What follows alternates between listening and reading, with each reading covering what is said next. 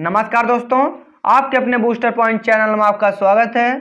तो दोस्तों, जैसा कि हम लोग पढ़ रहे हैं आधुनिक इतिहास यानी कि मॉडर्न हिस्ट्री।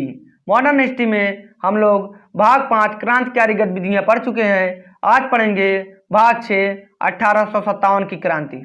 तो चलिए वीडियो को स्टार्ट करते हैं। तो हमारा पहला क्वेश्चन है, मंगल पांडे ने 1857 के विद्रोह की पहली गोली चलाई थी। ऑप्शन ए बैरकपुर में, ऑप्शन बी मेरठ में, ऑप्शन सी कानपुर में, ऑप्शन डी झांसी में। तो दोस्तों इसका सही आंसर होगा ऑप्शन ए बैरकपुर में। तो चलिए दोस्तों ऑप्शन के बारे में जानते हैं। 29 मार्च 1857 ईस्वी को 34वीं रेजिमेंट बैरकपुर के मंगल पांडे ने अपने साथियों का विद्रोह के लिए आह्वान किया। मंगल पांडे ने एडजुटेंट लेफ्टिनेंट बॉक की हत्या कर दी और मेजर सार्जेंट ह्यूरसन को गोली मारी। मंगल पांडे को 8 अप्रैल 1857 ईस्वी को फांसी पर लटका दिया गया और 34वीं रेजिमेंट को भंग कर दिया गया। उपर्युक्त नेताओं के वीर गति प्राप्त की अवधि इस प्रकार है। झांसी की रानी जून 1858 ईस्वी, कुंवर सिंह अप्रैल 1858 ईस्वी, तात्या टोपे अप्रैल 1859 ईस्वी। तो चलिए क्वेश्चन नंबर 2 की तरफ बढ़ते हैं। क्वेश्चन नंबर 2 है, 1857 का विद्रोह किसने शुरू किया था? ऑप्शन ए सिपाहियों ने, ऑप्शन बी जमींदारों ने, ऑप्शन सी किसानों ने, ऑप्शन डी बागान कामगारों ने। तो दोस्तों इसका सही आंसर होगा ऑप्शन ए सिपाहियों ने। तो चलिए दोस्तों क्वेश्चन नंबर 3 की तरफ बढ़ते हैं। क्वेश्चन नंबर 3 है, 1857 के विद्रोह का प्रशासनिक परिणाम शक्ति का अंतरण था। Option A East India Company से ब्रिटिश सम्राट को, ऑप्शन बी ब्रिटिश सम्राट से ईस्ट इंडिया कंपनी को, option C East India Company से गवर्नर जनरल को, ऑप्शन डी ब्रिटिश सम्राट से निदेशक मंडल को। तो दोस्तों इसका सही आंसर होगा option A East India Company से ब्रिटिश सम्राट को। तो चलिए ऑप्शन के बारे में जानते हैं। 1858 ईस्वी में ब्रिटिश संसद द्वारा पारित कानून द्वारा शासन का अधिकार ईस्ट इंडिया कंपनी से लेकर ब्रिटिश सम्राट को दे दिया गया। इसके पूर्व भारत पर सत्ता कंपनी के डायरेक्टरों और बोर्ड ऑफ कंट्रोल की थी, पर अब शासन का भार एक ब्रिटिश सरकार के मंत्री, जिसे भारत मंत्री अथवा सेक्रेटरी ऑफ स्टेट कहा जाता था, को दे दिया गया और उसकी सहायता के लिए एक काउंसिल नियुक्त की गई थी। तो चलिए क्वेश्चन नंबर 4 की तरफ बढ़ते हैं। क्वेश्चन नंबर 4 है, बहादुर शाह था। ऑप्शन ए अंतिम लोधी शासक, ऑप्शन बी शेरशाह सूरी का उत्तराधिकारी, ऑप्शन सी अंतिम मुगल शासक, ऑप्शन डी मराठा शासक शिवाजी का उत्तराधिकारी। तो दोस्तों इसका सही आंसर होगा ऑप्शन सी अंतिम मुगल शासक। तो चलिए ऑप्शन के बारे में जानते हैं। बहादुर शाह द्वितीय अंतिम मुगल शासक था। 1857 ईस्वी के दौरान इसे पकड़कर रंगून जेल में बंद कर दिया गया। तो चलिए क्वेश्चन नंबर 5 की तरफ बढ़ते हैं। क्वेश्चन नंबर 5 है, 1857 के विद्रोह के दौरान भारत का गवर्नर जनरल कौन था? Option A Lord Dalhousie, option B Lord Canning, option C Lord Mayo, option D Lord Ripon. तो दोस्तों इसका सही आंसर होगा ऑप्शन बी लॉर्ड कैनिंग। तो चलिए ऑप्शन के बारे में जानते हैं। 1857 के विद्रोह के दौरान लॉर्ड कैनिंग 1856 से 1862 भारत के गवर्नर जनरल थे। तो चलिए दोस्तों क्वेश्चन नंबर 6 की तरफ बढ़ते हैं। क्वेश्चन नंबर 6 है, कानपुर के गदर का नेतृत्व किसने किया था?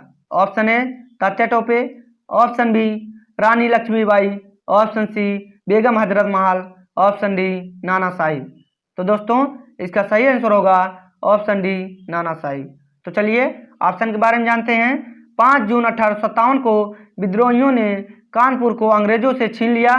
यहाँ नाना साहिब ने गदर का नेतृत्व किया था। तो चलिए क्वेश्चन नंबर 7 की तरफ बढ़ते हैं। क्वेश्चन नंबर 7 है, नाना साहिब का दूसरा नाम क्या था? Option A Ramchandra Panduranga, option B Dhondu Pant, option C Tatya Tope, option D Kunwar Singh. तो दोस्तों इसका सही आंसर होगा ऑप्शन बी धोंदू पंत। तो चलिए ऑप्शन के बारे में जानते हैं। पेशवा बाजीराव द्वितीय के दत्तक पुत्र नाना साहिब का दूसरा नाम धोंदू पंत था। इन्होंने कानपुर में 5 जून 1857 में हुए विद्रोह का नेतृत्व किया था, जिसमें उनकी सहायता तात्या टोपे ने की थी। तो चलिए क्वेश्चन नंबर 8 की तरफ बढ़ते हैं।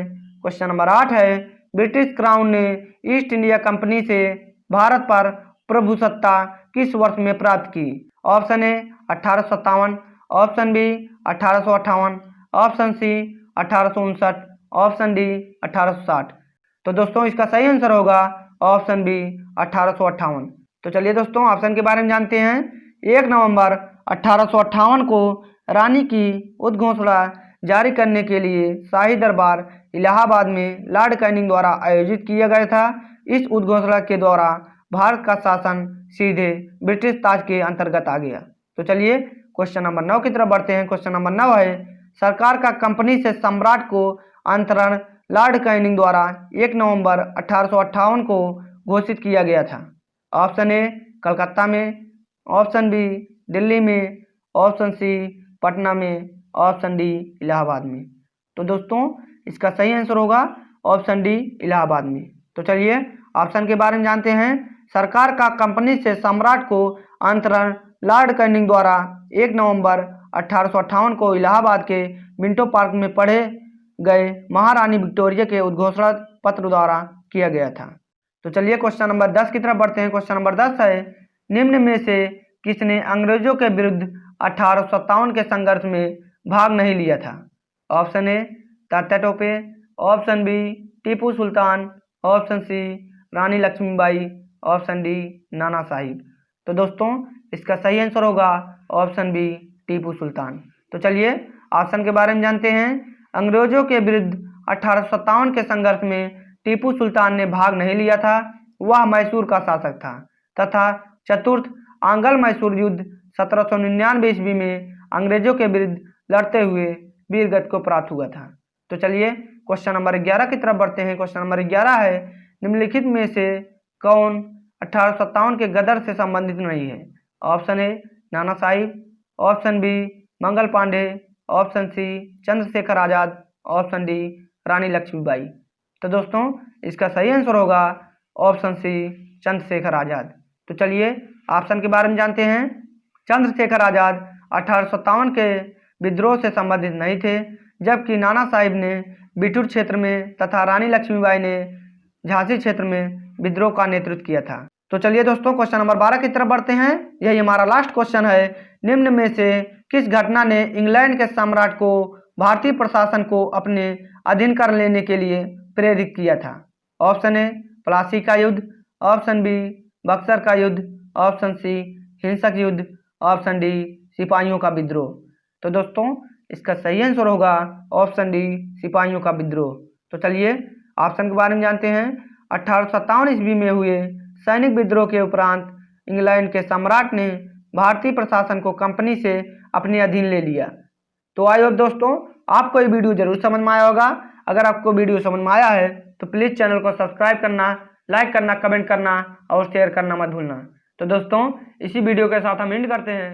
जय हिंद, जय भारत।